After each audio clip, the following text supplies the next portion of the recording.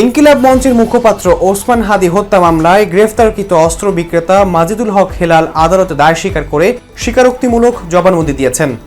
3 দিনের রিমান্ড শেষে শনিবার 18 এপ্রিল তাকে আদালতে হাজির করেছে পুলিশ। পরে আসামি স্বেচ্ছায় জবানবন্দি দিতে সম্মত হলে তার রেকর্ড করার আবেদন করেন তদন্ত কর্মকর্তা ও সিআইডি সহকারী পুলিশ সুপার আব্দুল কাদের ভূঁইয়া। আবেদনের পরিপ্রেক্ষিতে ঢাকার মেট্রোপলিটন ম্যাজিস্ট্রেট আরিফুর রহমান তার জবানবন্দিতে রেকর্ড করেছেন এবং তাকে কারাগারে পাঠানোর নির্দেশ দিয়েছেন।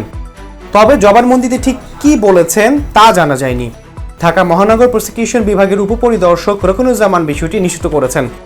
এর আগে গত মঙ্গলবার 14 এপ্রিল চট্টগ্রামের চকবাজার থানার এলাকা থেকে তাকে গ্রেফতার করা হয়। পরদিন আদালত তার 3 দিনের রিমান্ড মঞ্জুর করেন। মামলার অভিযোগে বলা হয়, রাজনৈতিক সাংস্কৃতিক প্ল্যাটফর্ম ইনকিলাব মঞ্চ এর মুখপাত্র হিসেবে দায়িত্ব পালন করছিলেন ওসমান হাদি। গত 12 ডিসেম্বর পল্টন মডেল থানাধীন বক্স কালভার্ট রোড এলাকায় মোটরসাইকেলে আসা দুর্বৃত্তরা তাকে গুলি করে পালিয়ে যায়। গুরুতর আহত অবস্থায় তাকে প্রথমে ঢাকা মেডিকেল কলেজ হাসপাতাল ও পরে এভারকেয়ার হাসপাতালে চিকিৎসা দেওয়া হয়। পরবর্তীতে সিঙ্গাপুর নেওয়া হলে সেখানে তিনি চিকিৎসাধীন অবস্থায় 18 ডিসেম্বর শাহাদাত বরণ করেন। তবে জবানবন্দিতে ঠিক কি উঠে এলো তা নিয়ে এখনও রয়েছে প্রশ্ন। তদন্তে এবার কি নতুন মোড় এসেছে? আহমাদ ইমতিয়াজ, নিরপেক্ষ।